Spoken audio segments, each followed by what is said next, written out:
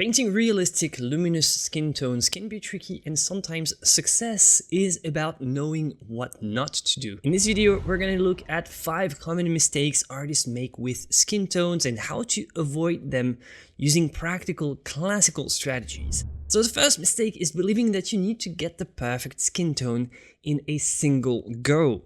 Skin has so many subtle shifts, temperature changes, translucent layers, scattered light.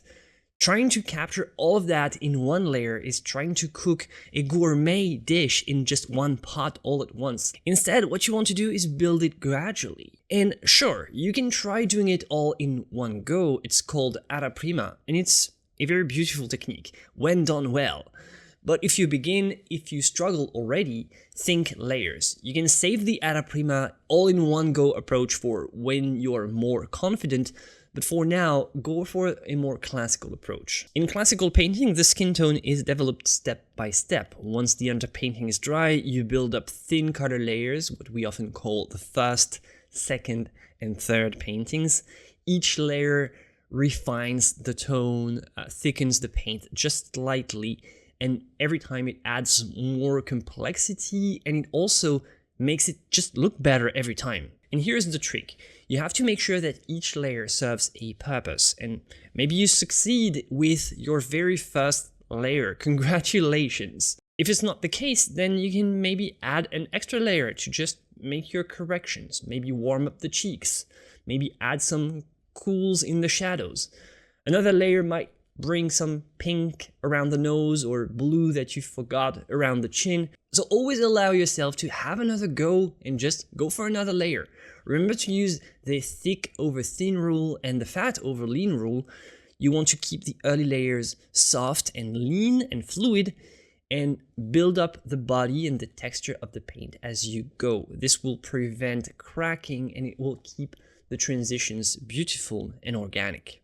So you don't need to do everything in one pass. Allow yourself to paint as many layers as needed. If you want to learn more about color mixing, and color strategies, you can check out my color course, The Art and Practice of Color. It's in the description below. You'll learn everything there is to know about color theory and its application for painters. Mistake number 2, your skin tones are too even. Remember this, great skin tones are uneven skin tones. Nobody has the same exact color all over their skin, except maybe plastic dolls.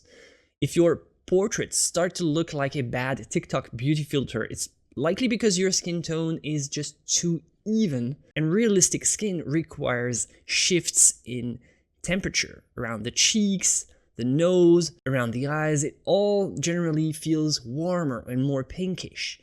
Around the forehead, on the side of the head, around the chin, it's generally cooler. There are no rules set in stones. You have to really observe your model and see what changes from one area to the next. There are subtle nuances all over the figure that you need to catch. The blood flow under the skin affects how the color and the temperature are perceived. So yes, that little bit of redness matters. And you want to use, for example, some quinacridone rose. It's a gorgeous pigment that I prefer to alizarin crimson, but alizarin crimson is also a great choice for those pinkish undertones. Around the hair or on different parts of the body, the skin also takes on a different hue. Some areas are more yellow, some areas are more blue or cyan. I really love to use a touch of turquoise here and there in my portraits. Either cobalt teal PG50, which is my favorite pigment, phthalo turquoise mixed with white is going to also work very well. Generally, what I recommend is this kind of mixing strategy. You want to use a nice, handy skin tone value scale on your palette so that you have all your colors ready before you start your portrait. But you also always want to have some extra pigments on the side for variety.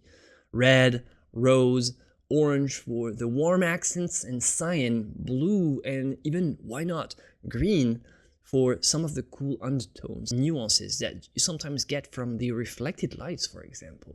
Mistake number 3, ignoring brushwork. This one might surprise you, but your brushwork has a direct impact on how the color of the skin will feel. Overblending can ruin the illusion of the color that you had on your palette, and it can even diminish the potential of an otherwise perfect skin tone mix. The goal when painting skin is to suggest the volume, the texture, the light, while keeping as much of the consistency of the paint that's on the palette. But with incorrect brushwork, it can lead to a loss of paint quality. So from the palette to the canvas, you have a little bit of a loss. If you disturb your paint too much, you'll end up with a result that's very different from the color that you thought you had on your palette. It's not just what you mix, it's also how you apply it. The brushstroke itself really affects color perception. And why that? It's because when you scrub the paint with your brush, you disturb the wet paint underneath. The brush sort of absorbs some of the oil back from the paint and it creates something dull. So try following the rule of 3. No more than 3 strokes before going back to the palette for some more fresh paint. Now keep in mind that this rule is mostly useful for Arte Prima painters. Those who paint indirectly can actually get away with more because they'll compensate with multiple layers. But I would still recommend it for everyone, as all painters, regardless of their style, should keep in mind how overstroking exhausts the paint from its vitality. So the rule of 3 is something that you really want to keep in the back of your head. You don't have to really follow it all the time, just keep it in mind. Maybe you can make it the rule of 5 or 6, but after a certain point you want to make sure to remember to go back to the palette. Pick up some more fresh paint. This is where you have all your most vibrant paint, so use it as often as possible. Mistake number 4 is forgetting to use the local color strategically. This is where many skin tone mixes start to fall apart. You start mixing some shadows and highlights, but you forget to anchor everything around the core tone, the local color of the skin. The local color is the skin regardless of how it's affected by highlights and shadows. So basically, the most representative version of the color you're trying to mix. Think of it this way. If the skin was in a neutral light, perfectly neutral, without strong light or shadow, what color would it be? That's your local color, that's your foundation. And this color is so fundamental because this is the one that you shift. You make it cooler, you make it warmer, you make it brighter, you make it darker. Everything you do remains tied to this local color because the shadow is just a darker version of this one. The highlights are a lighter version of this one.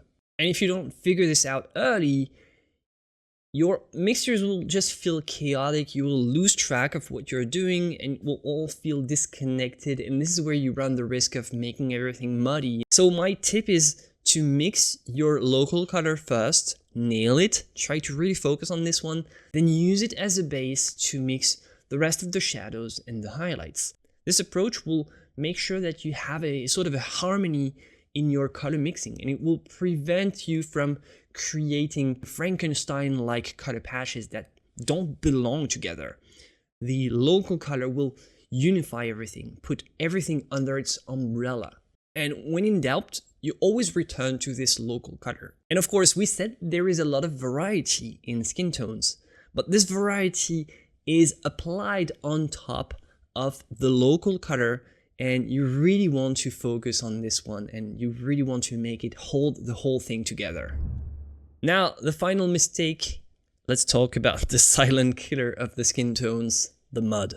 It doesn't matter how good your color theory is, if your paint handling is sloppy, you will probably end up with something gray, brown, lifeless skin colors that we call muddy. Muddy usually means that mixing has lost its clarity. This often happens when too many pigments are put together.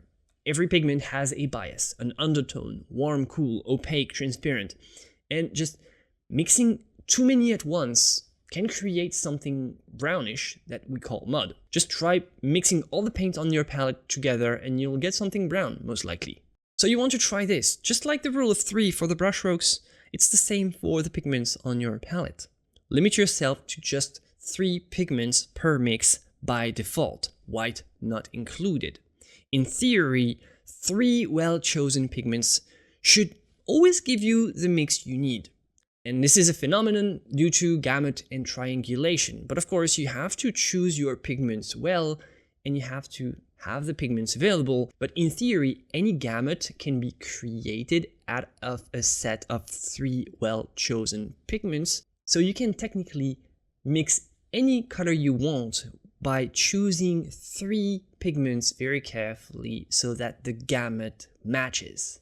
But of course, theory is just theory, so if you don't get the right mix with 3, then you want to add a 4th. And you can, of course, allow yourself to go for even a 5th. Again, we said that white is not included because it's part of many mixers. And maybe your darkest. So if you're using a lightening pigment and a darkening pigment, you can just take them out of the count. So yeah, as I said, you can allow yourself to go for a 4th or a 5th pigment. But after that, maybe you should consider starting from scratch and actually change your mixing strategy. The key here is to keep your mixing clean and organized. This is how you avoid mud. A lot of the pigments that we use are sometimes not needed, so try to make your palette mixing leaner and restrain yourself to the minimal number of pigments that you can. Control comes from restraint. You want to mix with intention, you want to layer with patience. And this is how you protect the clarity of your colors. Skin is one of the hardest things to paint and one of the most rewarding. And if you avoid these 5 mistakes, you're on your way to make wonderful paintings. If you want more videos like this, rooted in classical art training but made for real working artists, don't forget to subscribe. Thanks for watching. Watch this video next.